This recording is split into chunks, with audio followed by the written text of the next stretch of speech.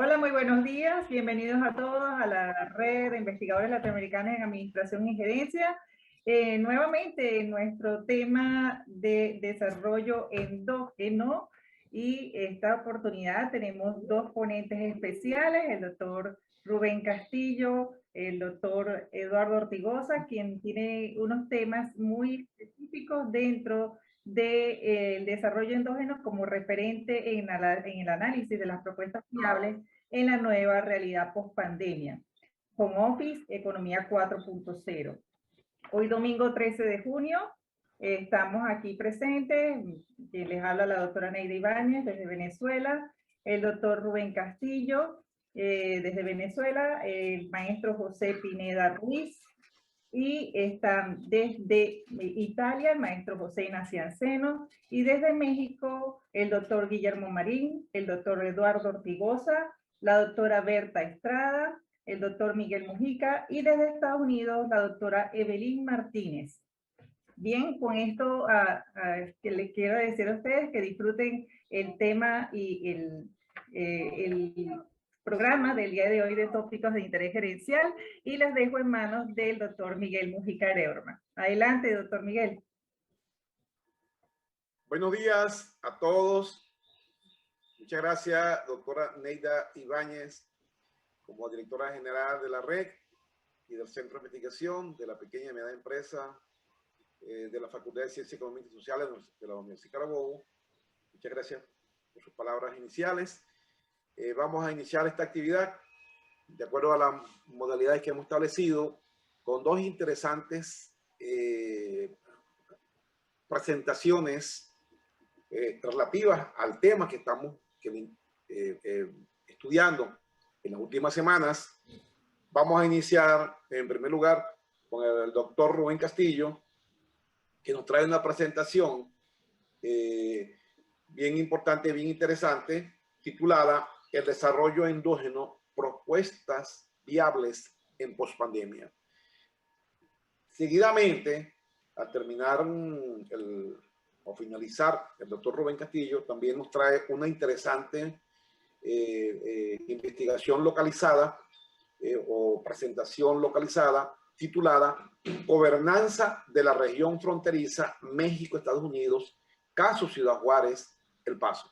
Vamos a tener esta parte acá bien interesante, bien importante, donde ambos temas que son con enfoques diferentes, pero giran de cierta forma alrededor de lo que venimos nosotros acá discutiendo y confrontando en aras, lógicamente, de su aplicación por parte de nuestras instituciones, nuestros espacios, para los efectos de satisfacer los requerimientos de los diferentes actores sociales.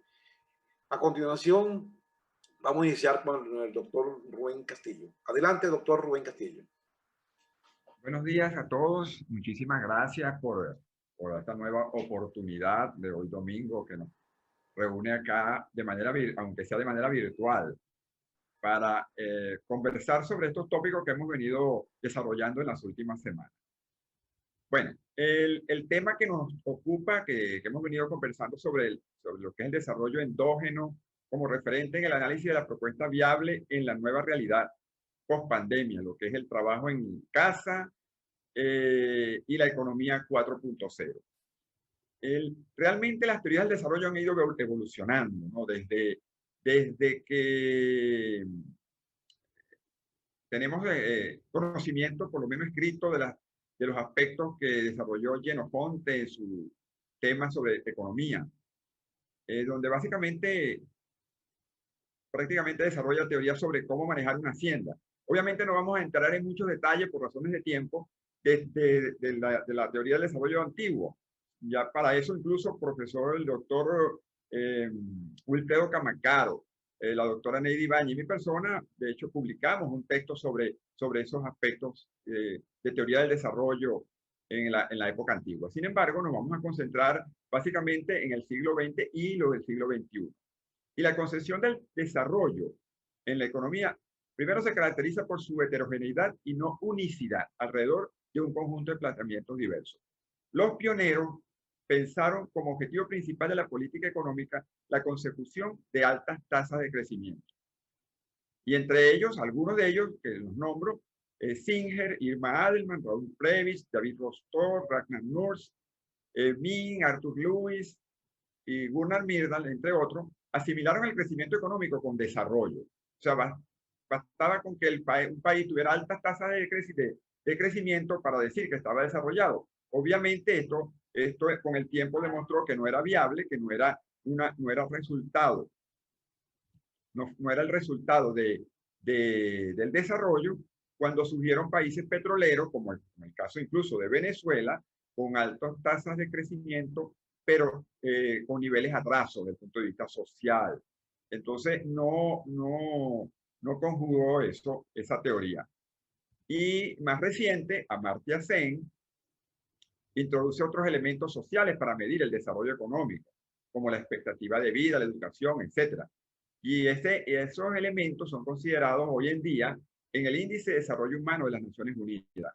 Entonces, él nos decía que el desarrollo es más que un número. O sea, no es decir, el país está creciendo 10% y por eso ya somos desarrollados. No. Su visión de la economía en lo central es en el ser humano. Más recientemente, la doctora Neida Ibáñez ha ampliado este concepto de desarrollo y ha introducido en la literatura la teoría del desarrollo humano sustentable a través del indicador denominado Índice Sintético de Desarrollo Humano Sustentable, ICIDEOS, donde incorpora elementos como la ética, el medio ambiente, la cultura, la espiritualidad, entre otros. Y el doctor Mujica, la doctora Ibáñez y mi persona también hemos venido trabajando en el desarrollo de este índice y se han publicado algunos artículos en revistas científicas sobre la metodología para el desarrollo de este indicador. La teoría del desarrollo endógeno, que como toda teoría viene evolucionando y se transforma en la medida que también se transforma la sociedad. Y esta teoría de desarrollo endógeno, prácticamente se empieza a hablar de ello a finales de los 70, comienzos de los 80 del siglo pasado. Aparece esta teoría.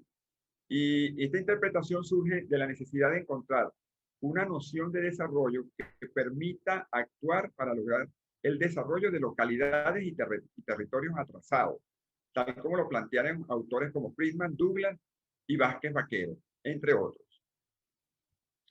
El reconocimiento de que los componentes socioculturales e institucionales tienen un valor estratégico en los procesos de desarrollo, como lo estableció Douglas North, un premio Nobel de Economía.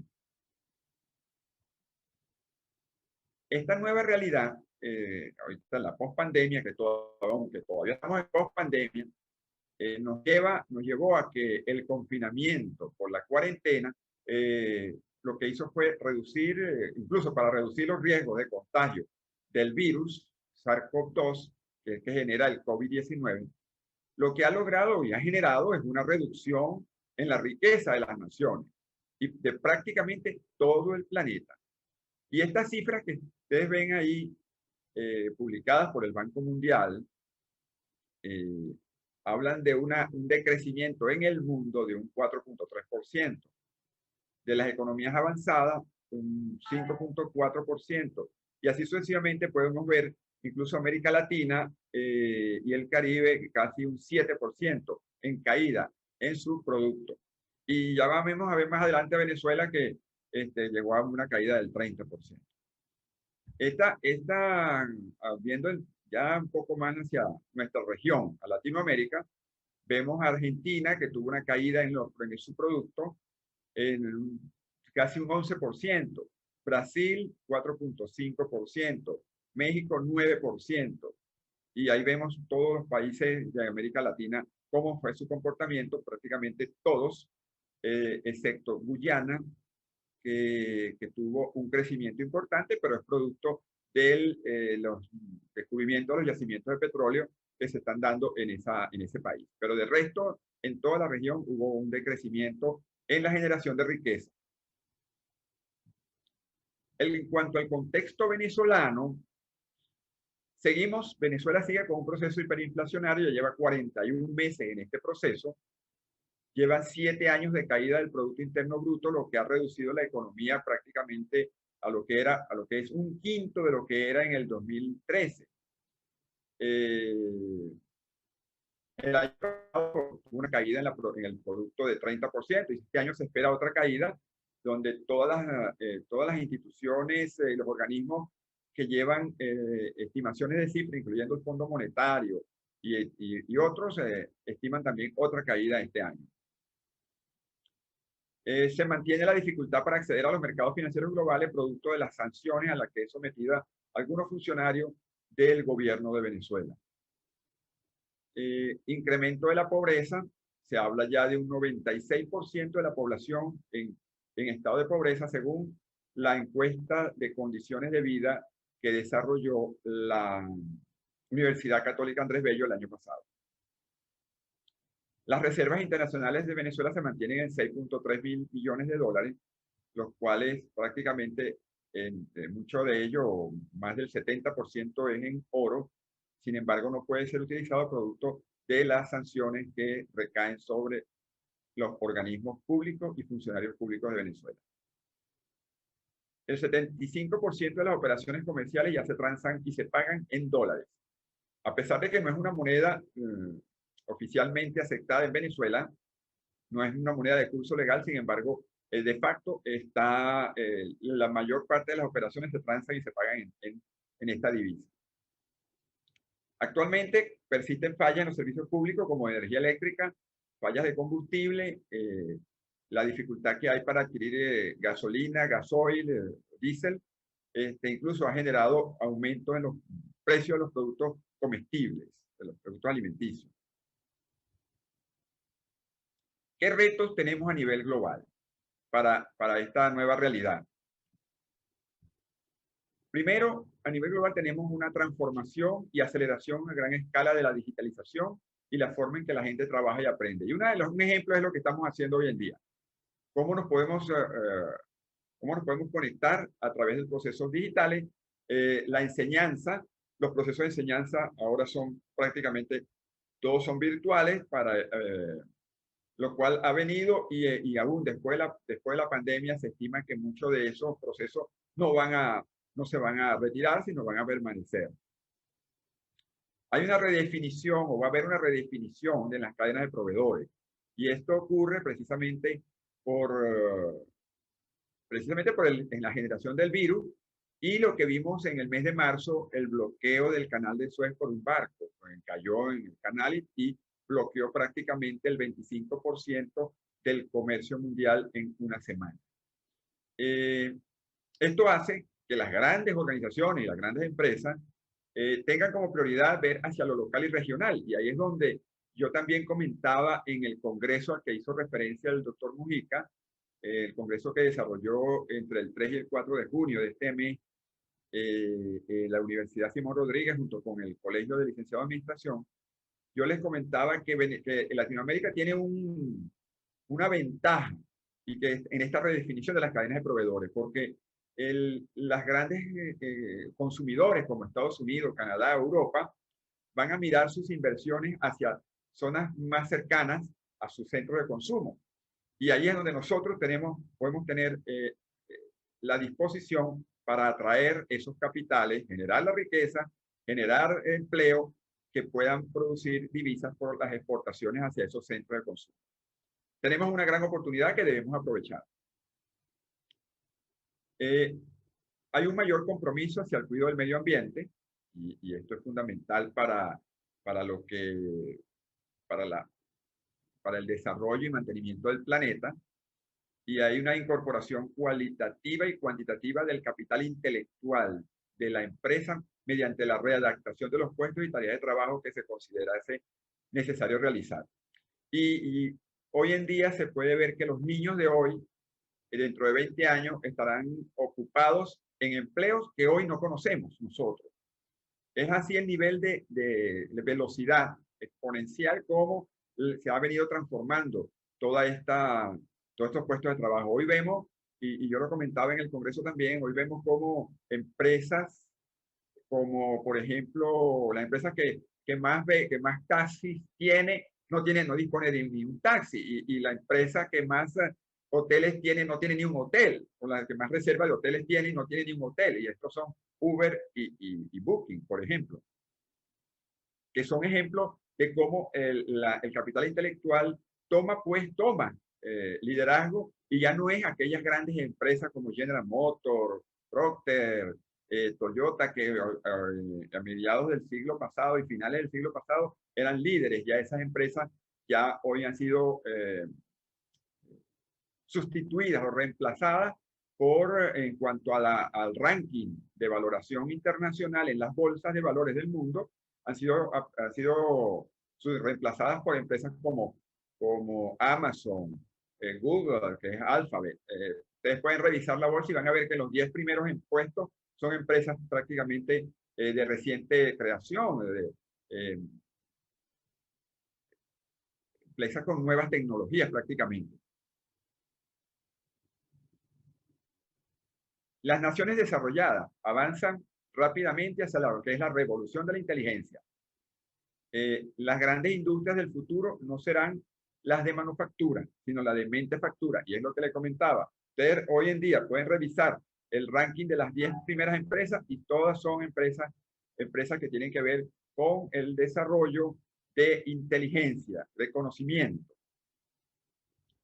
O sea que ya las fábricas ya no dependerán de lo que es mano de obra, sino de la mente creadora. Se está desarrollando lo que es la industria 4.0, lo que es el Smart Manufacturing de manera acelerada, sobre todo luego de la pandemia, aunque ya la industria 4.0, sus mayores inversiones han venido a partir del 2011, 2012, se han venido desarrollando, en los últimos años se ha acelerado, y sobre todo con la pandemia, se ha acelerado el desarrollo de este tipo de industria, que permitirá la producción sin la necesidad de la intervención de la mano de obra, donde las empresas podrán ser manejadas desde un teléfono inteligente y las máquinas tendrán comunicación a través de lo que es la inteligencia artificial, entre otras máquinas, para la producción. Y ya vemos cómo hay inversiones para el desarrollo de vehículos autopropulsados sin la necesidad del chofer. Esto hace que haya un cambio, o que vaya a haber un cambio, se genere un cambio en la forma como venimos trabajando y cómo nuestra mentalidad debe cambiar. Ya no va a ser necesario tener un vehículo en la cochera o en el garaje, sino simplemente tener el acceso al vehículo, como Jeremy Rifkin llamaba la era del acceso. Simplemente llamar y pedir el vehículo que necesita y pagar por el uso, simplemente. Con eso nos ahorraríamos el gasto, la inversión del vehículo, el espacio para mantenimiento, el gasto de mantenimiento del vehículo, etcétera, etcétera. Por supuesto, todas las actuaciones tienen que ser de manera ética para que sean sustentables y sean mantenibles en el tiempo. Y otra de las cosas es que hay redefiniciones en las líneas de negocio. Ya vemos cómo empresas como la misma Amazon ya no es una empresa de comercio electrónico únicamente, ya es una empresa que interviene en la logística, interviene en lo que es el entretenimiento, y vemos cómo recientemente acaba de adquirir la Metro-Goldwyn-Mayer, que es una empresa de Hollywood, de películas, y la adquirió Amazon para incorporarla a su portafolio de negocio como una redefinición de estas líneas. A nivel global, las propuestas para lo que es el desarrollo endógeno, una de las cosas que tenemos es que aprovechar las ventajas del desarrollo endógeno para las regiones con evidentes signos de atraso. El desarrollo necesita un desarrollo de un liderazgo capaz de promover y convencer a los habitantes de las regiones para diagnosticar las ventajas comparativas que poseen, lograr financiamiento para el desarrollo de proyectos locales, apoyo institucional para el desarrollo de estos proyectos, capacitación para una mejor comprensión del concepto de desarrollo endógeno y el manejo de las nuevas tecnologías y difusión de las innovaciones. Y por supuesto, conocer el proceso para la innovación. O sea, no es suficiente que conozcan las nuevas tecnologías y conozcan de innovación, sino que esa gente que está en el proceso de desarrollo endógeno en esas localidades también conozcan cómo generar innovación.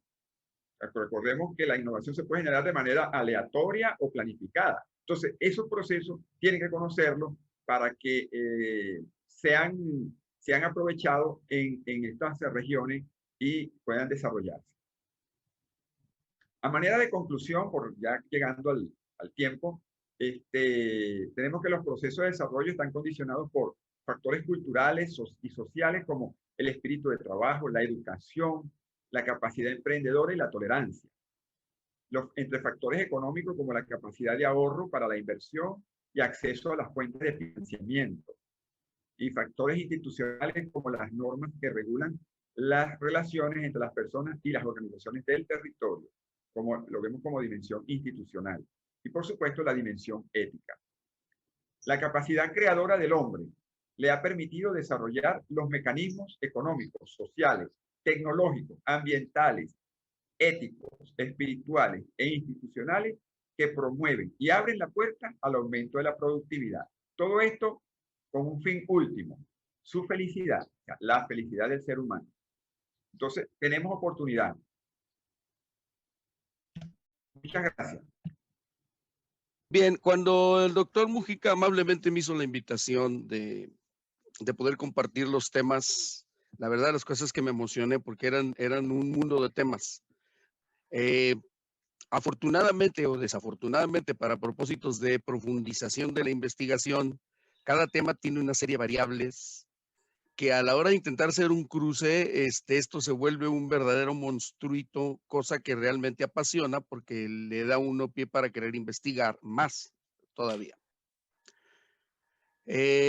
No hallaba por dónde encontrar el hilo y dije, yo voy a hacer un mapa mental donde cruce toda esta serie de temas tan interesantes, tan importantes, tan relevantes en este momento para el mundo. Pero definitivamente el tema central sigue siendo el desarrollo endógeno, como bien lo dijo nuestro presidente. Y para mí el tema del desarrollo endógeno no se concibe sin esta nueva forma o propuesta de interrelación entre los actores estratégicos, que es la gobernanza.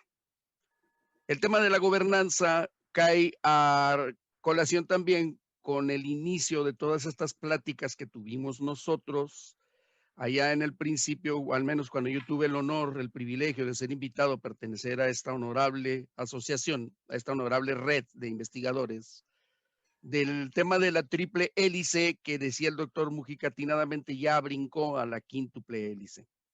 Entonces me llamó la atención porque dije yo, bueno, la gobernanza, como dice Miranda, como dicen muchos autores que han teorizado sobre esto, Mainz, Prats Catalá en Barcelona, no es otra cosa más que una llamada de atención por el hartazgo que empieza a suceder en todos los gobernados en el mundo hacia sus gobernantes. Entonces todo esto nace de una detección de lo que se conoce como estados fallidos. Y entonces se observa que ya no es suficiente el buen gobierno de los gobernantes, válgame la redundancia, como un mecanismo generador de bienestar en los países. ¿Qué sucede entonces? Bueno, que se empieza a ver la necesidad de establecer mecanismos de cooperación donde cada quien desde su poder, desde sus fortalezas, puede aportar al bienestar de la sociedad. Y entonces pasa el tema de la triple hélice a una cuarta hélice y luego llegamos a la quinta hélice que ya incluye el tema de la sostenibilidad del medio ambiente. Quiero aclarar, sin embargo, que yo traté de buscar una relación entre gobernanza y quíntuple hélice y de manera preliminar no la encontré. Evidentemente tengo que profundizar más para saber si ya existe algún tipo de correlación, aunque se infiere de manera empírica y práctica que por supuesto que debe de existir. Bien, entonces partiendo de esta circunstancia, cuando yo inicié, y permítanme un segundo, estoy batallando para que se dé el cambio de, y luego lo que sucede es que se van muy rápido las filminas. Vamos a ver si tenemos suerte. Ok, muy bien. Entonces, partiendo de esta circunstancia, ¿verdad? Lo que yo me propuse analizar fue, bueno, ¿y cuál es, desde la perspectiva de la relación de gobernanza con desarrollo endógeno, cuál es la circunstancia de la región en la que yo vivo? Y entonces empezamos a detectar una situación muy interesante. Ciudad Juárez está aislado del resto del país a más de 400 kilómetros del siguiente polo de activación económica, que es Ciudad Chihuahua. Al mismo tiempo, estamos aislados del gobierno federal, de la capital, 2,000 kilómetros. Pero El Paso, Texas, tiene exactamente la misma circunstancia. Entonces, a nosotros lo único que nos divide es una franja geográfica o geopolítica. Al mismo tiempo, 2 idiomas, 2 culturas, 2 economías, pero que por estar aislados nos obliga a integrarnos en una sola sociedad, en una sola región. Entonces aquí se comprueba que una franja geopolítica no determina lo que se puede llamar un regionalismo o un territorialismo, como bien lo decía Alburquerque. Entonces, para que exista un desarrollo endógeno, lo que habría que hacer es trabajar de manera colaborativa o estableciendo mecanismos de cooperación en la región que de por sí está aislada. Y en este caso es la región Paso del Norte, ¿verdad? Parte de una más de las muchas que tenemos a lo largo de toda la franja fronteriza de la región México-Estados Unidos. Para que se den una idea, estamos hablando de 16 millones de personas en 24 condados del lado de los Estados Unidos, que es como les conocen ellos a sus ciudades, y 40 municipios del lado norte de México, con características muy, muy, muy particulares. Entonces, la historia nos dividió de una manera, pero la frontera, la franja, se empezó a agrupar en regiones por necesidades propias de la región, que obligan a 2 cosas. Primero, el desarrollo desde la región per se, y por otro lado, evidentemente, la necesidad de fusionar todas estas circunstancias, idiomas, culturas, y pues ya hay toda una serie de tratados sobre esta si se le pudiera llamar tribu urbana grandota, megatribu, que son los fronterizos de la región norte de México, sur de Estados Unidos. Entonces, si nosotros nos vamos de manera de mapa, pues resulta que hay 3 ciudades que quedamos insertadas en esta cuestión, que es Ciudad Juárez, El Paso y otro estado de la Unión Americana, que es el estado de Nuevo México. Bueno, lo que es muy atractiva a esta región es, por un lado, las circunstancias de contraste en las que vivimos. Pero también lo que lo hace atractivo son los elementos que permiten esta relación. Por un lado son sus actores. ¿Quiénes son? Pues evidentemente todas las personas que habitamos en esta región. Por otro lado, ¿verdad? ¿Cuáles son estas estructuras de gobernanza que permiten la interrelación de todos estos actores? Y sobre todo, ¿quiénes son los actores que de manera estratégica pueden incidir para que estas estructuras de gobernanza mejoren y definitivamente se dé lo que decía tinamente el doctor Rubén Castillo, la felicidad, que medida en términos cuantitativos se le llama bienestar, y la que yo tendría que discrepar porque yo he hecho estudios muy profundos de la felicidad, al menos de manera documental, y la felicidad per se es otro constructo. Bien, evidentemente uno de los grandes temas y una de las cosas que he podido observar a lo largo de mis investigaciones documentales es que una de las cosas que más nos duele es el tema de la falta de interés en desarrollar esquemas de liderazgo. ¿Por qué? Porque los actores no nos ponemos de acuerdo ni hablando nuestro mismo idioma, pues imagínense lo complicado que puede ser si lo hacemos hablando con otras personas. ¿Por qué desarrollo endógeno? Bueno, pues porque como lo decía yo en un principio, no es un tema de franja, es un tema de territorio, ¿verdad? Y entonces la gobernanza territorial, pues es la capacidad de las sociedades, de los actores, de resolver asuntos que contribuyan al desarrollo de este territorio. Entonces estamos hablando de un desarrollo endógeno. A fin de cuentas no es más que un tema de cooperación. Entonces podemos vivir en esta relación que hemos vivido de amor y odio en una región tan dinámica, ¿verdad? Que genera ese mismo dinamismo que tiene la región, pues que genera muchísima tensión. Entonces, la clave es que cooperación. ¿De quién? De los actores que tienen el poder. ¿Quiénes son ellos? Los actores estratégicos. El tema es que la cuarta hélice incluyó un actor que había permanecido como espectador, que es la sociedad civil. Y hoy en día, con el menoscabo de los recursos naturales, pues por supuesto que la situación del medio ambiente. Bien, definitivamente hace falta profundizar más entonces en investigaciones, y esta es la parte que precisamente hacemos los académicos para poder señalar, recomendar y en algún punto hasta incidir en el beneficio del desarrollo endógeno a través de la interrelación de los actores estratégicos. Esto, a fin de cuentas, es la gobernanza. ¿Cómo está conformado este territorio? Bueno, en primer lugar, para propósitos de ley aduanera, son 20 kilómetros al norte, 20 kilómetros al sur de la franja fronteriza, ¿verdad? 24 condados, 40 municipios, 16 millones de personas, ¿verdad? Marcadas por altísimos contrastes en toda circunstancia, ¿no? Una relación de amor y odio permanente, donde a veces tomamos lo que nos conviene a los americanos y a veces tomamos lo que nos conviene a los latinoamericanos. Este discurso yo creo que ya lo he dicho más de 20 veces en el privilegio de estas conversaciones con todos nosotros. El gran tema, fíjense los contrastes. Mientras que nosotros en la parte fronteriza norte somos de alguna manera un sector económico privilegiado,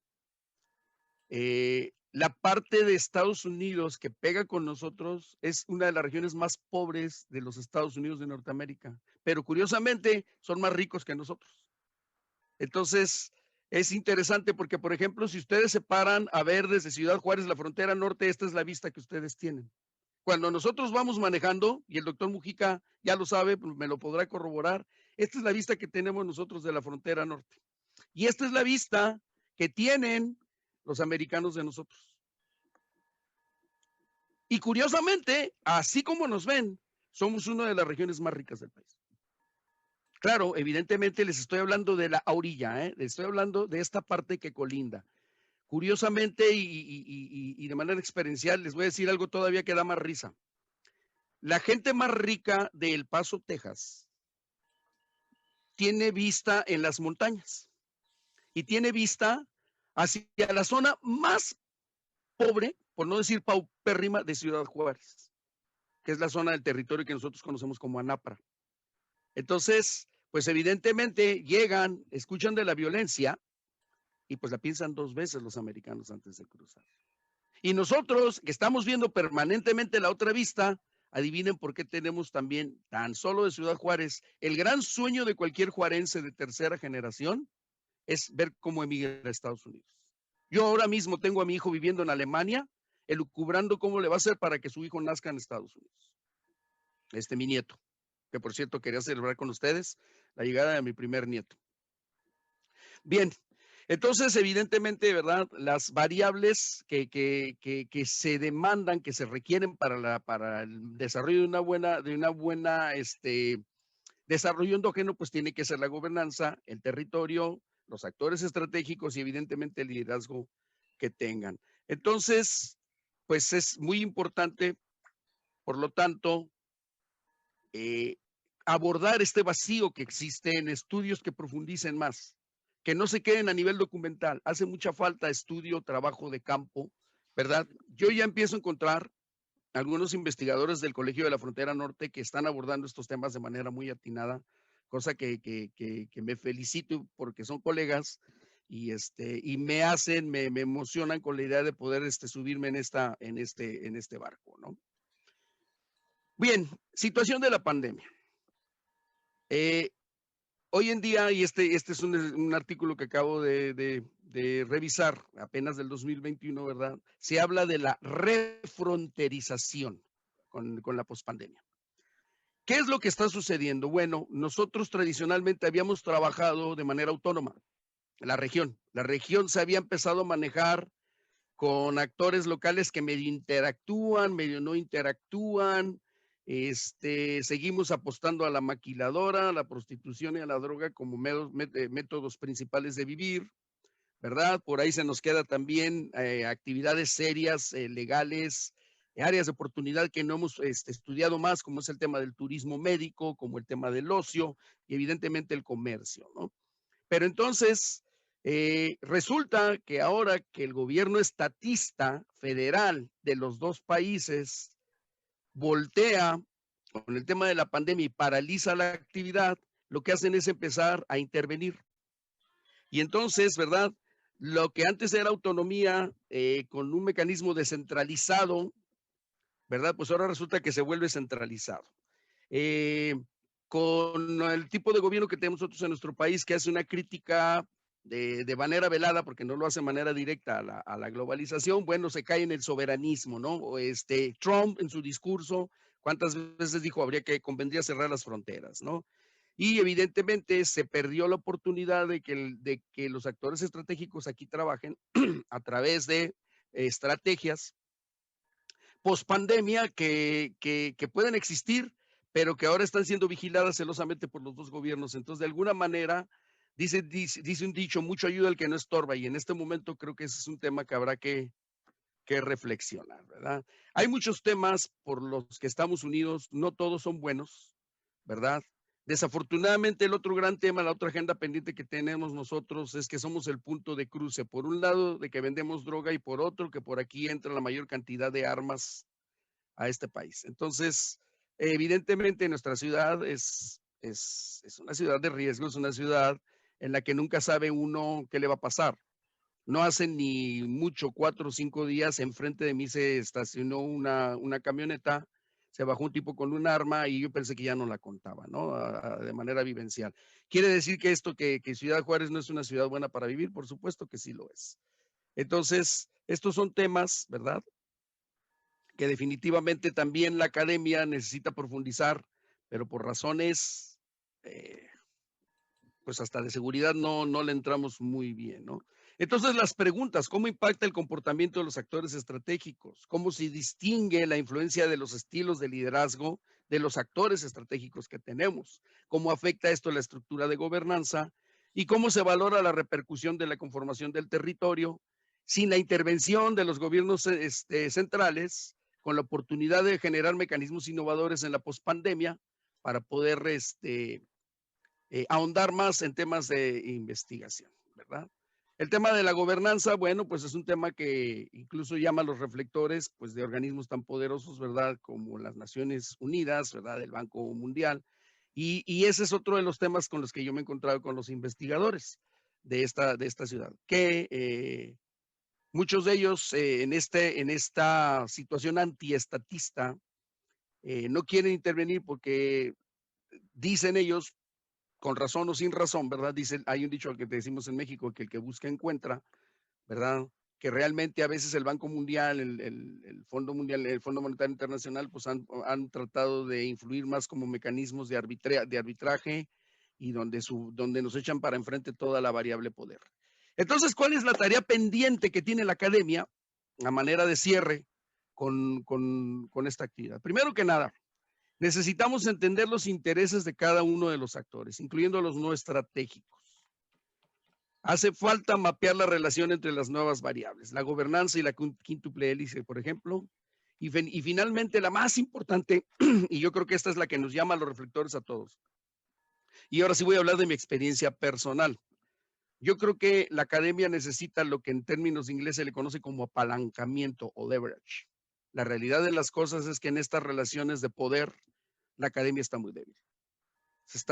Necesitamos levantar la voz en el mundo con encuentros, con propuestas como estas que estamos haciendo, pero también necesitamos, decía Al Gore cuando él hizo el documental de La Verdad Incómoda, él decía, cuando yo vi que quería hacer denuncias respecto al tema del cambio climático por el calentamiento global y vi que no tenía ningún nivel de influencia, yo decidí entonces participar en la política, dice. A mí no me mueve ningún interés político, a mí me movían intereses de investigación ambiental.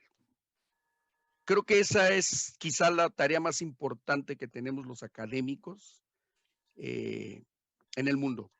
Y partiendo de esta red, necesitamos encontrar la manera de empezar a insertarnos como virus en lugares en los que podamos tener más presencia para poder nosotros apalancar la importancia del estudio de la academia en beneficio de la sociedad. Y con esto cierro mi participación. Muchísimas gracias. Bueno, muchísimas gracias, doctor Ortigosa, por tan excelente presentación. Este estudio localizado alrededor de la gobernanza. Muchísimas gracias, muy interesante. y vamos seguidamente a comenzar a hacer los comentarios alrededor de las respectivas presentaciones. Vamos a iniciar en primer lugar, ya podemos dejar de compartir, por favor, para dejar abierto. Sí. Ok, muchas gracias. Pues vamos entonces a iniciar ya nuestra ronda de presentaciones, de intervenciones, y vamos a iniciar, bueno, vamos a comenzar en primer lugar por el maestro Pineda. Le estamos dando la bienvenida al profesor, al doctor Hilarión Vega, desde Ecuador. Bienvenido, doctor Hilarión, a su red, nuestra red. Muchas gracias. Buenos días, muchísimas gracias, doctor, muchísimas gracias. Gracias. Vamos entonces a iniciar con la ronda de intervenciones. Vamos a iniciar cuando el profesor José Rafael Pineda, desde Venezuela, le recordamos que son exactamente no más de 5 minutos por cada intervención de los participantes. Adelante, maestro Pineda. Bueno, profe, estaba primordialmente analizando, pues, y reconociendo los aspectos que nos hizo el doctor Rubén Castillo y el doctor Ortigosa. Vemos algo muy relevante desde mi punto de vista, lo que es el apalancamiento que debemos realizar nosotros como investigadores, primordialmente del apalancamiento de la academia para poder insertar lo que son las investigaciones puntuales para sacarle provecho dentro de la sociedad. A esto hago referencia, ¿por qué? Porque usted muy bien, profesor, así como lo ha hecho en el proceso de formación que he tenido conjuntamente en los diversos 3 programas de posgrado que se hacen en la Universidad de Carabobo, lo he hecho en base al desarrollo de la formación suya, profesor, así como la doctora Neida, el doctor Rubén. Hemos podido observar que ustedes nos han hecho mucha referencia y mucho énfasis a ese apalancamiento, y lo han hecho en todo, en pregrado, en posgrado, lo que tiene que ser la unificación entre lo que es gremio, universidad y empresa. Es muy importante el desarrollo de todas estas investigaciones para poder tener en esa triada, tener el juego bien desarrollado. Creo que no se escucha bien porque estoy en la computadora. Gracias, profesor. Vamos a ver qué coloco por acá. Continúo. Otro de los aspectos también, profesor, a que nos hace referencia el profesor Rubén, es muy importante, lo sucedido, que nadie lo tenía esperado con respecto a la situación en el canal de Suez. Podemos observar que el canal de Suez fue un elemento planificado en cuanto a lo que es el comercio internacional para todo el orbe, la faz de la Tierra. Sin embargo, nadie tenía planificado las consecuencias que íbamos a tener a nivel mundial con el comercio internacional. Y a esto hago referencia, profesor, porque no solo influyó el evento, la eventualidad que pudimos observar en el canal de Suez en Latinoamérica, sino fue en el mundo completo, lo que fue el manejo de las negociaciones en el comercio internacional. En cuanto al proceso, imagínense tanto que podemos observar en las distintas investigaciones que ni siquiera se tomó como relevancia que la situación en el canal de Suez estimuló, dentro del proceso de la pandemia, estimuló a los sistemas productivos de alimentos a nivel internacional. Lo que pasa es que no pudimos observar que dentro de ese proceso de producción no están las grandes empresas. Ahí es donde vamos. En este momento, cuando estamos tocando las quíntuple hélices, observamos que las grandes empresas no fueron factor determinante en este proceso. Ahí hubo una aplicación del desarrollo endógeno, el cual estamos estudiando hoy en día, y estamos buscando la manera de observar lo que es el desarrollo endógeno. No es ese desarrollo endógeno multipolar, ¿no? El desarrollo endógeno de ese punto y círculo, de ese entorno donde nosotros nos desarrollamos, donde nosotros ejercemos el rol como persona, como investigador, como educador, como gremialista, como profesional, tomando en cuenta, como nos hace también referencia el profesor Ortigosa, la profesora Neida Ibáñez también, cuando nos hace que nosotros en las investigaciones, me recuerdo el libro que hizo realizó el profesor Mujica con la profesora Neida y el profesor Rubén, cuando tomamos en cuenta y consideración que uno de los elementos primordiales para de los diversos factores de apalancamiento es la espiritualidad, una dimensión la cual debe formar parte, que los obviamos cuando estamos gerenciando las organizaciones. Y si no vemos ese elemento espiritual, si no vemos ese elemento espiritual del ser humano como tal, que tenga integridad como ser humano, no cómo va a poder desarrollar. Y eso muy bien lo toca, hago referencia en el libro de la profesora Neida con el profesor Mujica y el profesor. Los invito a que realicemos una pequeña lectura en próximas ocasiones. Bueno, eso era uno de los comentarios que quería hacer. Agradecer una vez más también, discúlpeme profesor que me tome para que no viene con el punto, pero quería agradecer a todos los honorables integrantes de esta red latinoamericana que permitieron compartir sus conocimientos y saberes en el Congreso, en el primer Congreso Internacional de la Ciencia Administrativa, donde, como muy bien dijo el profesor, es importante realzar la locación de cada uno de los participantes y conferencistas. Estuvimos desde la Patagonia hasta el Río Grande, como dice el profesor Eduardo Ortigosa, compartiendo los conocimientos y saberes y de primera calidad. Les puedo participar que el día viernes en horas de la mañana, la rectora conjuntamente con el ministro de Educación Superior hicieron alargor y dieron muchas felicitaciones porque el impacto fue inmenso. Ojo, estoy hablando a nivel académico plenamente.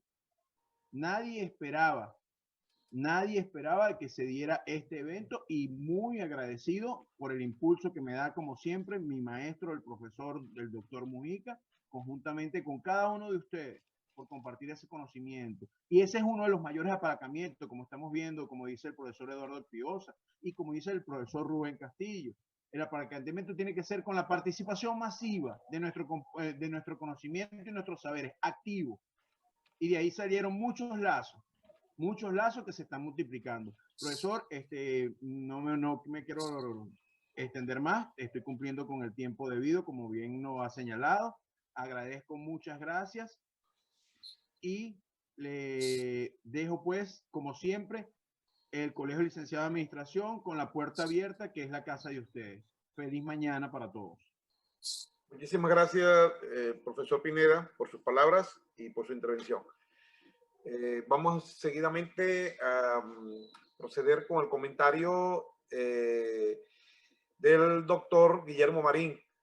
Primeramente, agradecerle al doctor Rubén Castillo y al doctor Eduardo Ortigosa por tan excelente ponencia.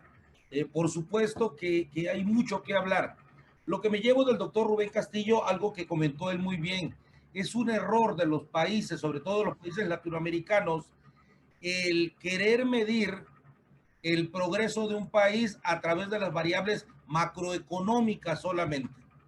Yo he tenido diversas discusiones con algunos economistas por este punto de vista, porque yo siempre he pensado que mientras el ciudadano de a pie no sienta el progreso del país en el bolsillo, el país no está bien. Porque la distribución de la riqueza en los países latinoamericanos está muy decantada para unos grupos nada más, y eso no permite el desarrollo endémico del país. Simplemente lo polariza como tal, y esa no es la intención cuando nosotros hablamos de la quíntuple hélice. Del doctor Eduardo Ortigosa me llevo esta lección interesante en donde efectivamente la gobernanza puede llegar a ser, en un entendimiento muy firme, puede llegar a ser esa tablita de salvación que junto con la quíntuple hélice y algunas teorías renovadoras que vengan más adelante a explicarnos y de alguna manera a sustentar cuál podría ser el mejor camino para el desarrollo de los países latinoamericanos después de una pandemia como la que hemos vivido. Aquí se han puesto varios puntos importantes se han puesto varias alternativas importantes. Aquí creo que la idea es que nuestros gobiernos, nuestra sociedad, nuestras instituciones y todos los actores importantes y estratégicos tomen la decisión correcta y vayamos todos como país y sobre todo como zona, vayamos nosotros al progreso. Lo hemos dicho en varios programas, es importante voltear, al menos para los mexicanos, voltear hacia el sur. Siempre hemos nacido con la vista hacia el norte y eso sucede dentro de nuestro mismo país. El norte es más desarrollado que el centro y sur y siempre estamos viendo hacia el norte. Es momento de voltear la vista hacia el sur.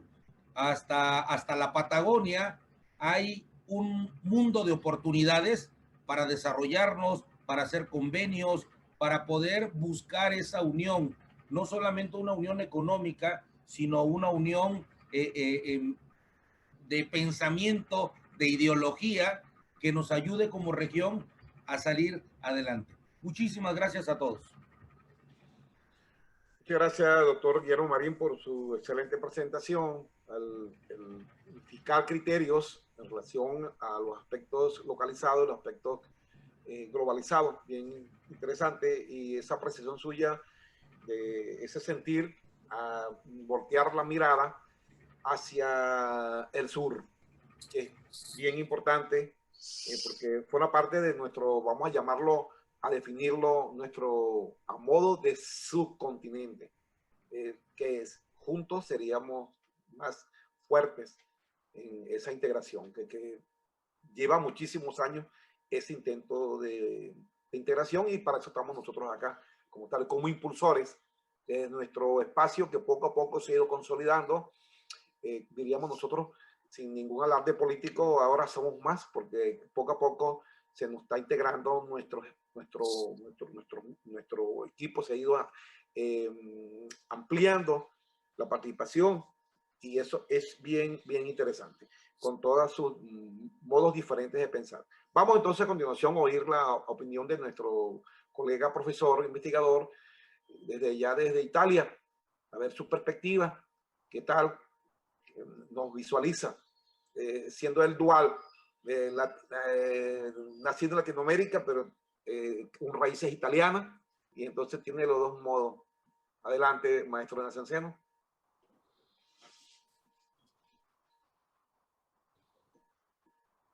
Bueno, buenas tardes a todos los que están conectados al canal de la Red Latinoamericana de Investigadores en Administración y Gerencia.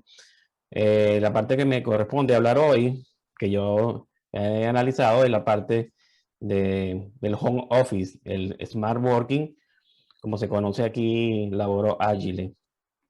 Es una modalidad de ejecución bajo una relación laboral subordinada, caracterizada por la ausencia de limitaciones temporales o espaciales y una organización por fases, ciclos y objetivos establecidos por acuerdos entre empleados y el empleador. El estado actual del Smart Working acá en Italia, están trabajando bajo esta modalidad 6.500.000 empleados, una cifra bastante alta. Los aspectos negativos que podemos decir que tiene el Smart Working hasta ahora, que se pueden ir corrigiendo en el transcurso del tiempo, es que muchas de estas personas no han recibido ningún tipo de información sobre esta forma de trabajo. El 49% no ha recibido información solo para manejar la emergencia de este momento. El 66% dice haber trabajado más de las horas previstas de la que le corresponde. El 61% no ha aplicado medidas para favorecer la desconexión. O sea que inclusive en el tiempo en que están desconectados todavía están recibiendo llamadas de sus superiores para solicitar información. Aspecto positivo del Smart Working, podemos decir que se ha disminuido las emisiones de anhídrido carbónico originadas por el transporte dentro de la Unión Europea. Las emisiones de CO2, en la medida que ha pasado esta pandemia, se ha reducido porque ha habido menos transporte por carretera, menos vuelos entre ciudades, inclusive entre países de la misma Unión Europea. Cada persona que trabaja bajo esta modalidad de Smart Working en Italia se ahorra 1 tonelada de anhídrido carbónico, que sería más o menos un vuelo entre Berlín y Londres. O sea que se están ahorrando más o menos 7 millones de toneladas. El 36% de los puestos de trabajo se están desenvolviendo ahora en estos momentos bajo esta modalidad de trabajo remoto o Smart Working. Son algunos aspectos importantes que hay que tomar en cuenta. Y bueno, estamos en estos momentos acá en este país saliendo de esta pandemia con la vacunación contra el COVID-19 y están renaciendo las actividades comerciales e industriales. Y con esto, bueno, finaliza mi intervención por este momento. Agradezco la atención de todos los presentes. Muchísimas gracias, maestro Nacianceno, por su presentación comparativa, a cierta forma, en relación al tema que estamos manejando. Muchísimas gracias. Vamos rápidamente de acuerdo como establecimos. Adelante, doctora Evelyn.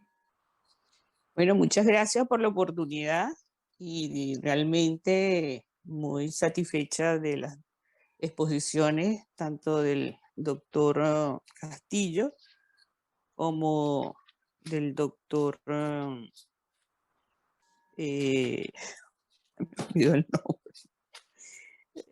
que me antecedió. Excelente exposición del doctor Ortigosa, excelentes exposiciones porque uno da la visión más global de lo que es el concepto de desarrollo endógeno y otro específicamente a lo local de una región que realmente es una región muy rica desde el punto de vista cultural, político y social, y que de alguna manera en el caso nuestro en Venezuela, bueno, lo tenemos en nuestras fronteras, ciudades fronterizas, como es el caso de Venezuela y Colombia y Brasil.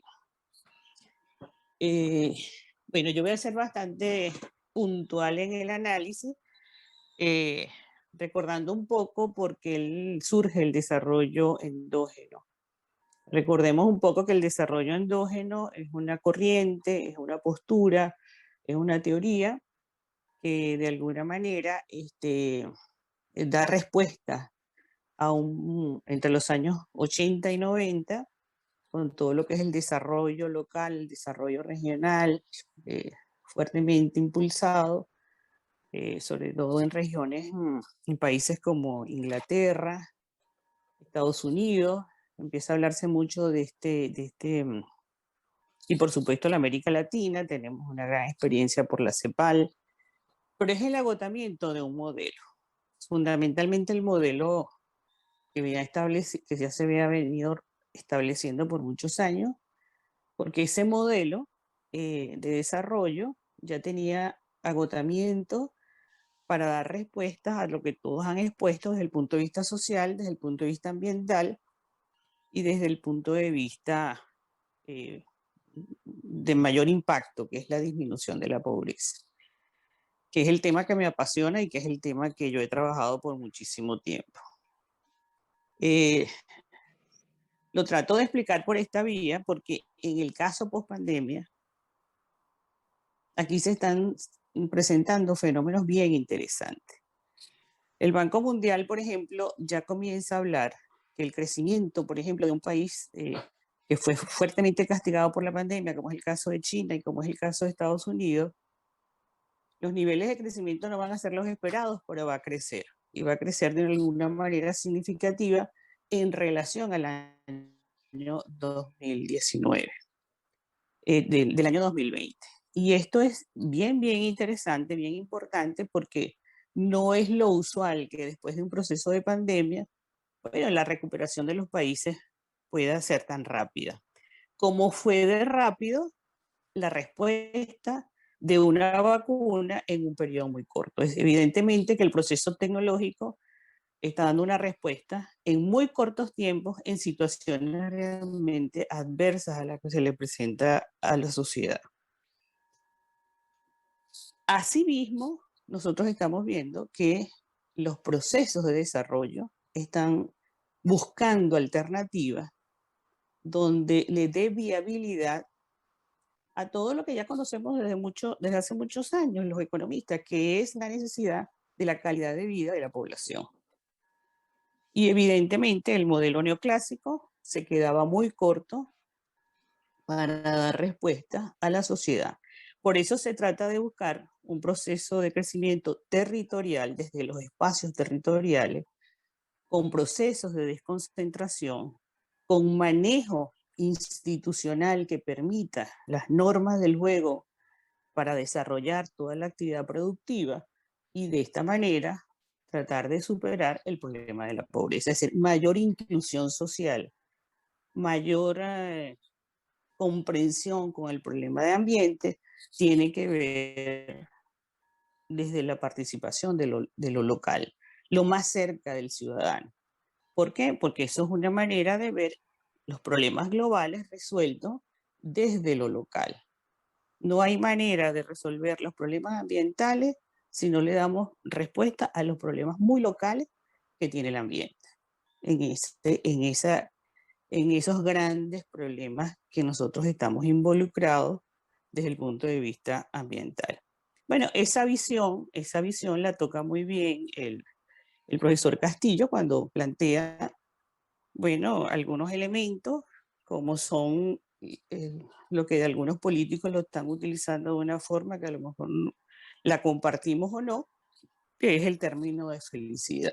Un término muy relativo, un término que hay que afinar, pero que tiene una traducción, vamos a decirlo de esta manera, o una comprensión muy directa cuando tenemos satisfechas nuestras necesidades básicas. Y allí vamos a tener grandes debates en la región, porque lo que sí se está manifestando, que en el caso de los países, del desarrollo, la situación post-pandemia va a ser bastante difícil de superar. Y por eso pienso que vamos a tener grandes oportunidades de desarrollar mucho lo que estamos planteando, tanto el modelo de la quíntuple hélice como el modelo de desarrollo endógeno.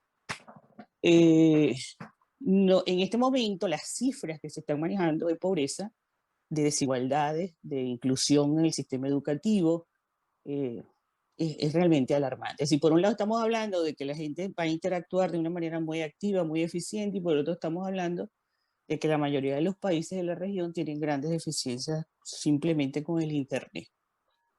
Entonces hay unas grandes desigualdades educativas, hay grandes desigualdades en la producción y sigue presentándose este gran fenómeno de crecimientos inducidos en algunas áreas que generan muchísima riqueza, pero que los efectos de esa riqueza no se ven de manera que impacta en el problema de la pobreza.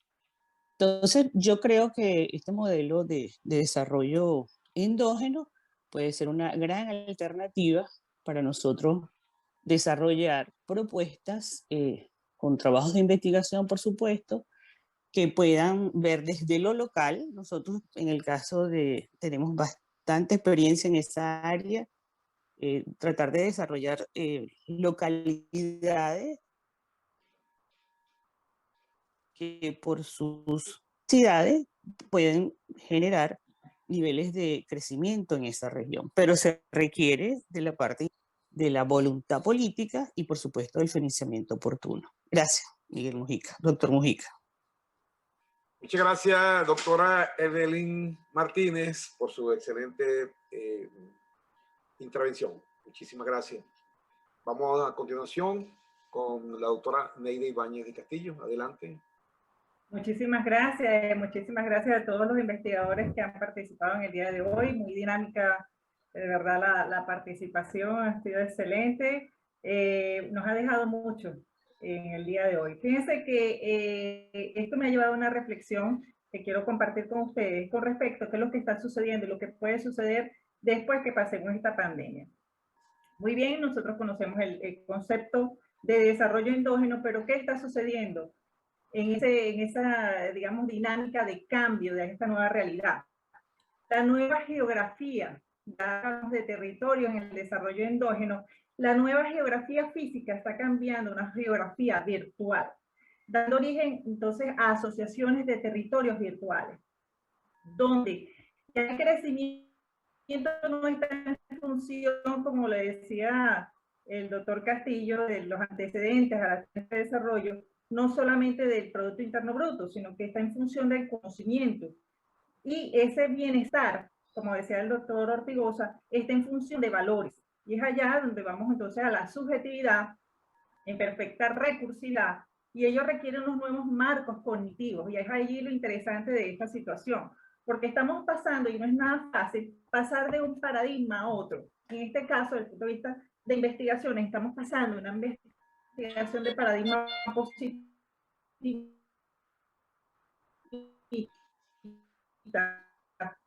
paradigma de la complejidad sistémica, al ubicarnos no solamente en el desarrollo en territorio, sino en manos de personas, donde estamos viendo ya no solamente ubicarse en lo cartesiano analítico, en la parcelización, sino de ir a lo teleológico de lo que es el desarrollo endógeno y los cambios en métodos como tal.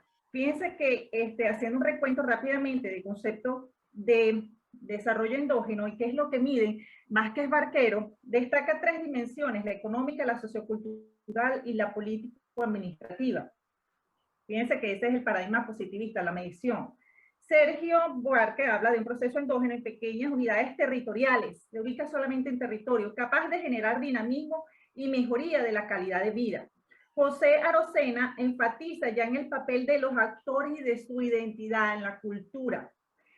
Giacomo Garofoli destaca la innovación. Y Sergio Boisia habla de la endogeneidad, que plantea 3 planos: el político, ubicado en economías descentralizadas, el económico, el científico y el cultural. En este caso, entonces, nos preguntamos ¿para qué el desarrollo endógeno? ¿Y para quién? ¿Para qué? Para generar un territorio, en un territorio, las condiciones de entorno que le permitan a los seres humanos potenciarse a sí mismos. Y aquí es donde el doctor Eduardo hablaba precisamente de esas condiciones de entorno, de lo importante, ¿okay? Focalizado hacia el ser humano, debemos recordar lo que nosotros escribimos en el libro de Epistemología de la Gerencia y sus métodos, lo que es la condición humana y lo que es la humana condición. Allí entonces estamos cambiando la forma de visualizarlo, ese concepto. ¿Para quién el desarrollo endógeno? Para el ser humano y para las personas humanas. O sea, estamos hablando de la humana condición. Esta es la teleología, entonces, del desarrollo, en gran medida perdida en la confusión de lo que conocemos como la economía materialista, donde se ubica en los fines, es decir, en las necesidades y en los recursos escasos. Entonces, para finalizar, yo diría que esto significa reubicar el concepto de desarrollo endógeno en un marco constructivista, subjetivo e intersubjetivo, valorativo o axiológico, porque estamos hablando de valores, directamente dependiente de la autoconfianza colectiva, porque bien lo dijo el doctor Eduardo Ortigosa cuando hablaba de cooperativismo. Necesitamos entonces generar autoconfianza colectiva para inventar recursos, movilizar los ya existentes y actuar de forma cooperativa desde el propio territorio. Y con eso finalizo. Doctor Mujica, adelante. Muchas gracias, doctora Neida Ibáñez de Castillo. Bien importante e interesante su participación. A continuación, la doctora Berta Estrada. Adelante, doctora Berta. Muy buenas tardes, audiencia presente y miembros de la red.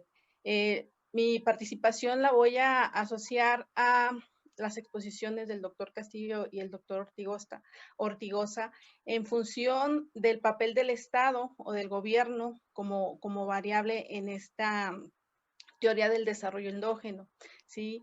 Hablaban primero, número uno, de un índice de desarrollo humano, ¿sí? Hablan de este desarrollo humano y a partir de la teoría de lo que menciona el desarrollo endógeno, lo quiero encaminar a lo que es el desarrollo, la cultura y la parte social, ¿sí? Y en función de lo que compete a esta mesa de diálogo, que lo que es el COVID y el teletrabajo.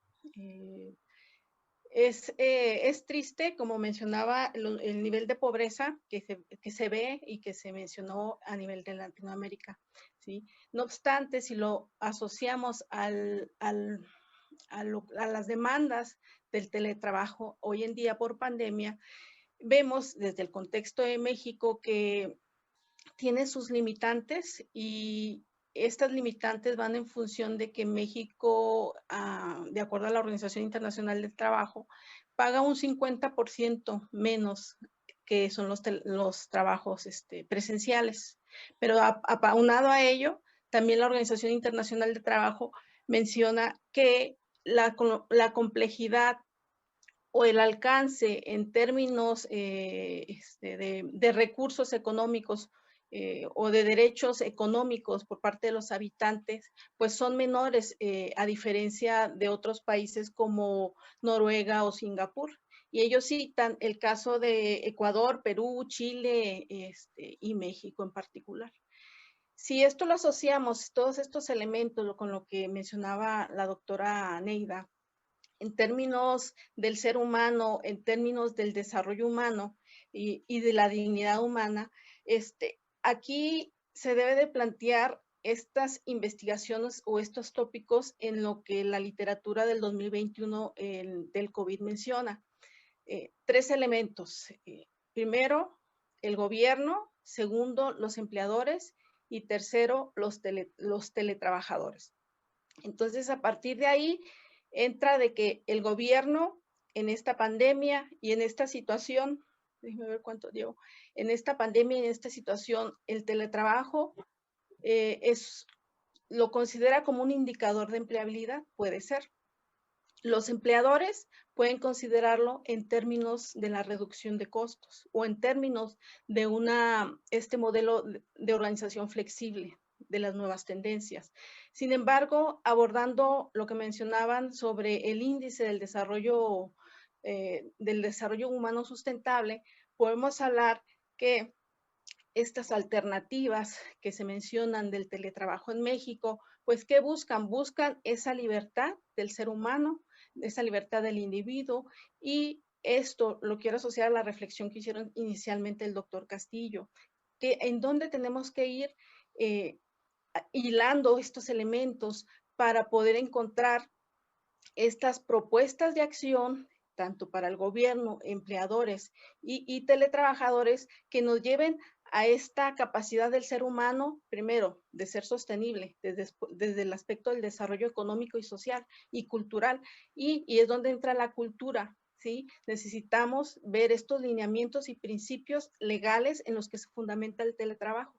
Entonces, estos elementos que mencionaron, pues es un mundo de información que se debe delimitar y se puede ir abordando de manera particular desde el aspecto desde México. Entonces, asociar este teletrabajo con la dignidad humana, la libertad o el alcance de un trabajo flexible, pero sin dejar de lado esta parte del soporte o de los lineamientos que constituyen esta parte jurídica o de orden del trabajo laboral, para que podamos cumplir con esta condición de derecho humano, de calidad humana y sobre todo de esta seguridad hacia el individuo. Con eso termino mi participación. Muchísimas gracias, doctora Berta Estrada, por su participación muy oportuna, bien interesante, bien integradora su planteamiento. Bueno, a continuación el doctor Hilarión Vega. Ok, muchísimas gracias, doctor Mujica, y a todos mis compañeros. El término desarrollo ha generado una serie de situaciones, por ejemplo, acá en Sudamérica, en el caso específico de Ecuador, ¿no? Se ha estado conversando un poco sobre, o mucho, mejor dicho, sobre el tema del desarrollo, ¿no? Sobre el tema del concepto de desarrollo. Yo creo que la conceptualización del desarrollo económico siempre, bueno, todos lo sabemos, evoluciona y se transforma a medida que lo hace la sociedad, a medida que los países, regiones, ciudades, localidades, etcétera, municipios, tienen que dar una solución a los problemas, a las nuevas necesidades, etcétera. Y esto a medida que las innovaciones y el conocimiento se difunden en diferentes organizaciones económicas, sociales, incluso hasta gremiales, porque creo que el presidente, logré alcanzar a escuchar al presidente del Colegio de Administradores y podríamos decir incluso que pudiéramos incluirlo, ¿no? Sin embargo, yo insisto un poco lo que conversamos hace 2 semanas atrás, en que el tema del desarrollo endógeno para mí está muy claramente asociado al tema de la identidad, ¿ok? Creo que el doctor Castillo más o menos lo adelantó hace 2 semanas atrás también cuando hizo una de sus intervenciones, y yo le agregaría el tema del simbolismo y lo que se llama la referencia local o referente local.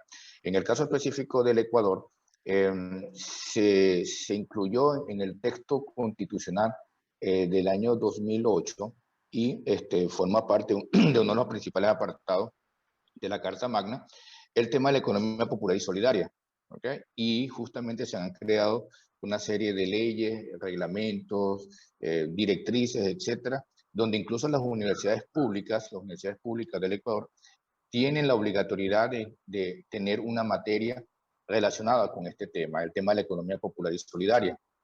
¿Okay? Y justamente se ha tratado siempre de que existan seminarios, discusiones, cursos, capacitaciones, en las cuales siempre se nos invitan a los docentes, ¿no? Y de las universidades privadas. Y en el caso, en ese sentido, nosotros hemos desarrollado con otras universidades a nivel de todo el Ecuador justamente una serie de redes, ¿okay? Una serie de redes de grupos de investigadores, justamente que primero, en dar cumplimiento a la Carta Magna. Segundo, dar cumplimiento al Plan Nacional.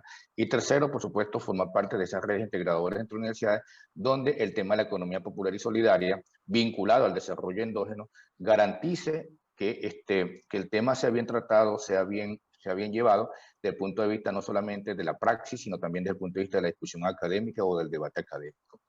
En el caso, creo que el doctor, no José Nazariano, no, creo que fue el doctor Ortigosa cuando habló un poquito de la gobernanza. Pudiéramos decir que en el caso de la gobernanza, yo siempre he creído que la gobernanza ayuda un poco a oler la sociedad. ¿Okay? Es un término que utilizan mucho los españoles, ¿okay? Sobre todo el grupo ciudadanos que hace política allá. Y el oler ciudadano significa justamente ponerse en los zapatos de quien de alguna manera nosotros vamos a proponer, bien sea un producto, un servicio, o simplemente aplicar una política pública. ¿Okay? Parto de la misma idea de que el gobierno, la empresa y la academia juegan un papel importante en el proceso de gobernanza. Parto de esa misma idea. Y por supuesto, cada una de estas instancias, el gobierno, a través de su estructura estatal o la constitución misma, establece su estructura de gobernanza. Las empresas también hacen gobernanza corporativa. La academia también hace su ejercicio de gobernanza a través de su institucionalidad, consejo universitario, consejo de facultad, consejo de escuela, etcétera, o dependiendo de la instancia que cada una de ellas se dé dentro de su propia autonomía académica. Y justamente oler a la sociedad, que es tratando de interpretar un poco lo que dijo el doctor Marín, el profesor Marín, sobre entender el bolsillo del que está abajo, ¿okay? El tema de la pobreza. Podemos hacer muy buenos planes, podemos hacer ejercicios de gobernanza, pero si eso el común no lo mastica, no lo entiende, lógicamente, por supuesto, para él no existe absolutamente nada que realmente nosotros podemos estar desarrollando. Entonces, justamente el papel pasa porque la academia haga ejercicios académicos de investigación y desarrollo, la empresa tenga su compromiso de solidaridad y entendimiento y de acercamiento al mercado, poniéndose en los zapatos de sus servidos, en este caso sus consumidores, y incluso, ¿por qué no? Pues hacer investigación y desarrollo, y el gobierno a tener reglas claras, precisas, y que por supuesto sean de aplicable sean aplicables en el contexto de su territorialidad o competencia. Hasta ahí mi comentario, doctor Mujica. Muchísimas gracias. Creo que cumplí con el tiempo. Muchas gracias, doctor Larión Vega. Claro, preciso y concreto, exactamente. Falta un minuto. Bueno, está bien.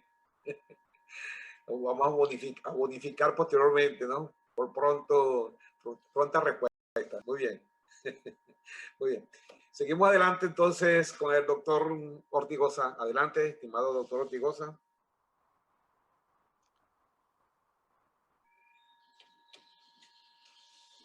Adelante.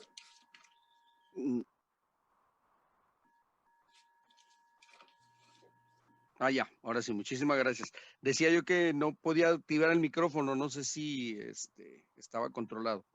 Pero bueno, muchísimas gracias a todos. Sí, definitivamente yo concuerdo con todo lo que he escuchado. Me gusta, a propósito de la exposición que dio el doctor Rubén Castillo, él hablaba de la importancia de la humanización, de la misma manera que lo comentaba también la doctora Neida Ibáñez, la parte de la espiritualidad, y definitivamente la espiritualidad pues es parte del factor humano, ¿no? Hay una palabra que a mí me gusta mucho dentro de la escuela administrativa y la maneja Gary Hamel, que es el humanocracy, o sea, el poder del humano por encima de todo.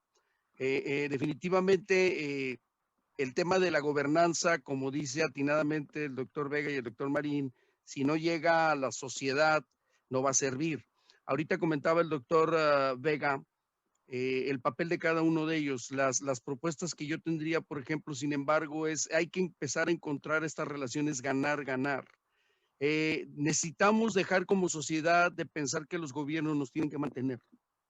El gobierno tiene que hacer el uso de su poder en la gobernanza con estrategias más inteligentes. Y les voy a poner un ejemplo. Cuando yo saqué mi tesis doctoral, yo decía que tendría que ser un juego de beneficio para todo el mundo.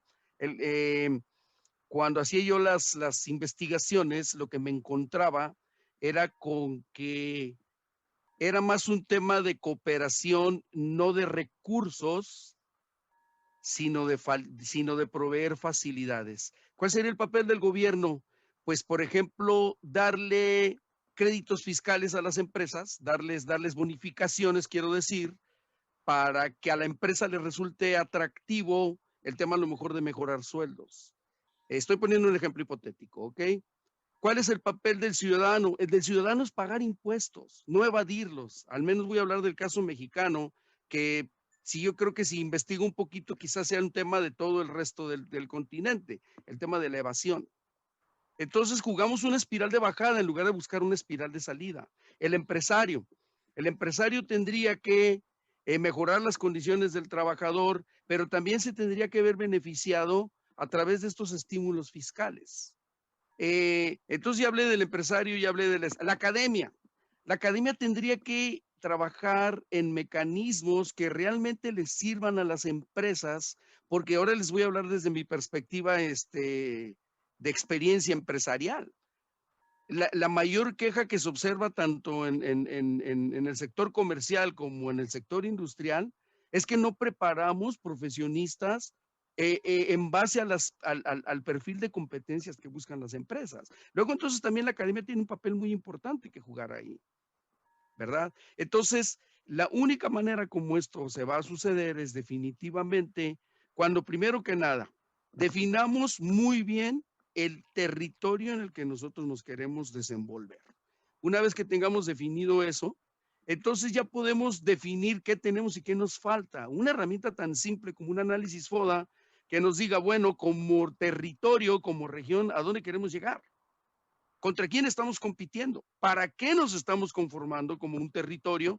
Y a partir de eso, una vez teniendo eso muy claro, definir entonces sí cuáles son aquellas fortalezas y debilidades, amenazas y oportunidades que tenemos para trabajarlas de manera conjunta, establecer estrategias, fijar objetivos y entonces sí buscar un desarrollo conjunto a partir de qué? De la alianza, la cooperación de los actores estratégicos, que primero fueron 3, después 4, donde ya se incluía la sociedad, y quinto, entonces, para que una sociedad demande beneficios, también la sociedad tiene que cooperar. Para que una sociedad pueda funcionar en un territorio, también tiene que entender el daño que le hace al medio ambiente. para que la empresa quiera cooperar, tiene que entender que el tema no es enriquecerse de manera brutal, como dice el doctor Marín en una plática que tenemos el día de ayer entre colegas, sino también entender el tema de la responsabilidad social. Entonces, hay mucho que discutir en esto, pero yo creo que el gran aporte que estamos haciendo todos los distinguidos colegas aquí presentes está en que en la medida en que podamos, como decía el doctor Mujica al principio de esta presentación, si cada quien muestra el perfil que tiene en su propia región, podemos establecer por contrastación, pudiéramos quizás encontrar mecanismos de cooperación para decir cómo podemos potenciar estas fortalezas, debilidades, oportunidades y amenazas que como región definamos. Doctor Mujica, ese es todo mi ponencia. Muchísimas gracias. Muchas gracias, doctor Ortigosa. Doctor Castillo, adelante. Sí, nuevamente muchas gracias. Y yo quería, para cerrar básicamente, porque ya todos han mostrado un poco lo que venimos conversando, y yo agregaría que realmente un desarrollo endógeno en cualquier región o espacio geográfico que se quiera desarrollar no se va a materializar con un simple decreto de un gobierno específico. Si bien es cierto, la parte institucional es fundamental para que esa gobernanza y esa gobernabilidad que habla el doctor Ortigosa se pueda dar, es muy importante también el elemento de educación de la población, porque la población tiene que estar en conocimiento de estos conceptos para poder apropiarse de ellos y poder seguir a quienes liderizan estos procesos. Porque yo en la presentación hablé un poco, muy sumeramente, rápidamente, del tema del liderazgo, que es fundamental para llevar a cabo estos procesos de desarrollo local, y que dependiendo de sus potencialidades o ventajas comparativas que presente cada región, se deben trabajar. O sea, no todos van a ser iguales, no todos van a ser en una misma línea, y es importante por eso que el elemento educativo pueda darse, porque si no podemos enfrentar el gran fracaso que se ha visto en muchos desarrollos que han realizado. En Venezuela tenemos mucha experiencia, quisimos en una oportunidad establecer el desarrollo endógeno en algunas regiones, y realmente eso no se dio, no se cristalizó, a pesar de las inversiones que se hicieron, precisamente por la falta de educación a la población, que se apropie de eso y que siga a los líderes o a las empresas que estén motorizando esta iniciativa. Que vamos a tener muchas oportunidades, porque los países que están atravesando esta pandemia van a terminar un poco golpeados. Y Evelyn lo decía, o sea, hay países que ya están saliendo y con unas tasas de crecimiento realmente envidiables, pero esas tasas de crecimiento no son homogéneas, no van a ser igual para todos los países. En el caso, por ejemplo, el caso venezolano, ni hablar, o sea, es uno de los países que menor tasa, que mejor dicho, no es que tasa de crecimiento, tiene tasa de decrecimiento. Entonces, realmente hay oportunidades para eso, pero tenemos que trabajarlo desde ya, o sea, con la academia, con las instituciones, para que esa gobernanza pueda dar y que el desarrollo que se espera se pueda concretar. Muchísimas gracias. Bueno, muchísimas gracias, doctor Rubén Castillo, por su oportuna e interesante planteamiento. Bueno, ya finalizando, vamos a cerrar. Entonces, este programa de hoy, y dando las gracias a todos los participantes, los expositores, de los temas específicos, y unas acotaciones de manera general. Quisiera tomar en cuenta aquí algunas notas que tomé. Entre ellas, es importante que muchos de estos puntos forman parte de las diferentes agendas de la Oficina de Cooperación y Desarrollo Económico, y tenemos que tratar de conectarnos y visualizarnos al respecto. Otra cosa también que es importante, que creo que salió también allí dentro de la conversación, es lo que nosotros llevábamos, creo que le mandé incluso allí les mandé el correspondiente link, se lo mandé a la página, y también se los envié a a la página correspondiente de, del grupo de WhatsApp de la red, donde hablamos en qué se fundamenta el indicador o índice de felicidad. Porque también es importante que es un indicador de tipo económico, bien importante, y donde entran en juego algunos elementos que son bastante interesantes. Y yo pienso que tenemos que tratar de nosotros de revisar algunos de esos conceptos por lo importante del punto que ellos tratan allí. Decían una publicación que el informe mundial de la felicidad elaborado por la ONU utiliza los parámetros del Producto Interno Bruto per cápita, la esperanza de vida saludable y el apoyo social. Pero posteriormente introducen algunos elementos que también fueron mencionados, que es la parte de los valores, que también fue mencionado allí. Entonces es un índice bastante interesante, muy importante, que también habría que revisar. ¿Qué entendemos cada quien, de acuerdo a su escala de valores del país donde se ubique, qué es la felicidad? Y el autor de esta información hablaba de algunos aspectos y ponía como referente a Suecia, que fue catalogado como el referente de, y colocaba, es decir, en función de que ellos aceptaron algunos elementos primordialmente en como importancia propiciar la independencia entre las personas. Y posteriormente comienzan ellos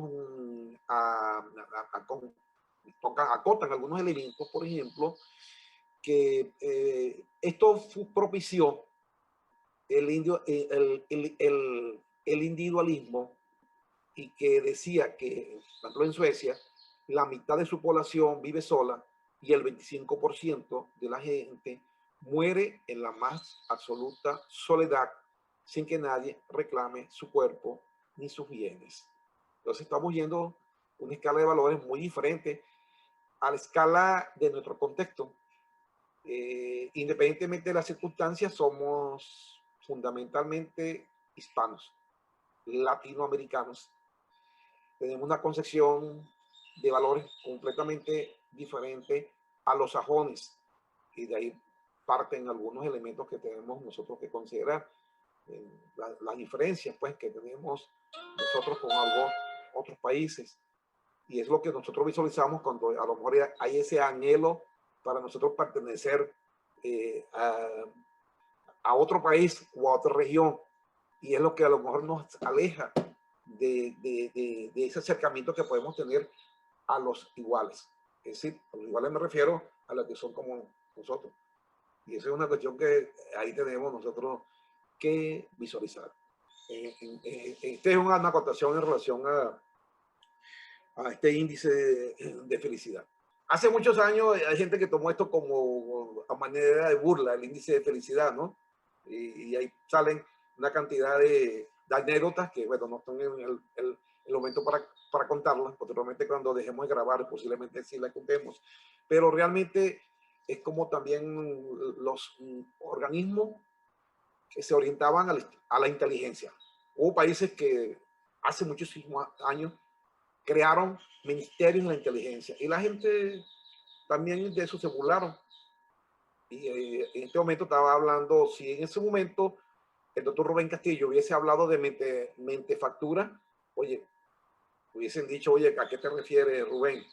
Es decir, también de la misma forma se hubiesen burlado, porque es posible que ya las personas que en ese momento estaban hablando de ello estaban muy avanzados para el momento, y tenemos que considerar eso. Otro aspecto también importante, que es que nosotros tenemos que ir, como hemos ido haciendo, direccionando hacia los modelos que se están intentando implementar en el mundo, y entre otras cosas, auspiciados por todos estos espacios que propenden al desarrollo en el mundo, y que son auspiciados por países más desarrollados. entre ellos este tipo de espacios como la OCDE, donde emergen el manual de Frascati, el manual de Oslo, donde se inspira el manual de la UNESCO, entre otros, llevando entre ellos también el contexto, el concepto de la Agenda Año 2030, con el objeto de alcanzar los 17 objetivos estratégicos para el desarrollo sostenible en el planeta, donde todos estos temas están involucrados.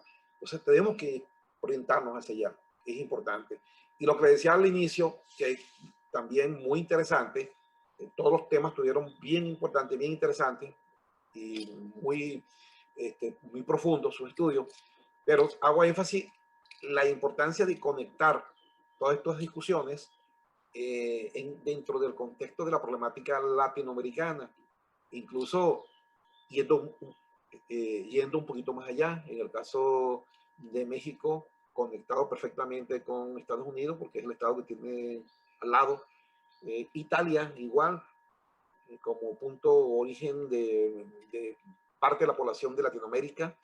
Por otra parte, en el caso de los venezolanos, convergen entre tres mundos, se puede decir, el mundo de nuestros vecinos colombianos, nuestros vecinos brasileños, nuestros vecinos procedentes de diferentes excolonias europeas, como Trinidad y Tobago, es vamos a decir, un espacio todavía con fuertes nexos con Guyana, con Gran Bretaña, y por otro lado las llamadas anteriormente Antillas holandesas, Aruba, Curazao y Bonaire, entre otras, que son bien importantes para ellos. Entonces, sin perder la perspectiva de lo local, hay que buscar conectarse con lo global, y además dentro de este sentido, y no se quede atrás Ecuador, porque también ellos tienen su problemática también allá,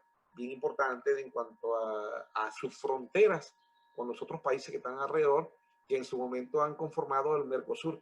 No podemos tampoco perder esa perspectiva, porque esos son proyectos de integración que han avanzado muy lentamente, sin embargo, están allí, y que yo creo que es importante considerarlos. Ninguno de los puntos de vista que hemos tocado hoy se deben desechar, pero hay que tratar de integrarlos más aún hacia donde queremos ir. Y de verdad que también los felicito a todos, a cada uno, y por el esfuerzo que está haciendo y la calidad de cada una de las presentaciones, de las dos presentaciones y de las intervenciones. De verdad que creo que es para orgullo de todos pertenecer a este espacio de investigadores. Muchísimas gracias a todos. Y bueno, le cedo la palabra a nuestra directora general, doctora Lady Ibáñez de Castillo. Bueno, muchísimas gracias a todos. De verdad, las participaciones en el día de hoy fueron muy productivas, que seguramente van a servir en nivel doctoral y a nivel de posgrado y pregrado.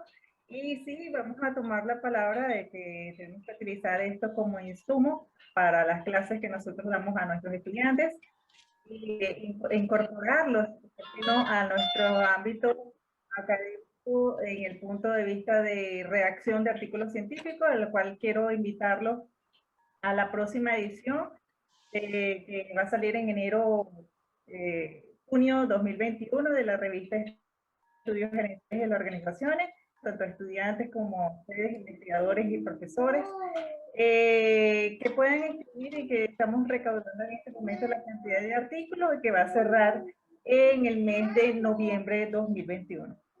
Bien, muchísimas gracias a todos y feliz tarde. Gracias, hasta luego. Gracias.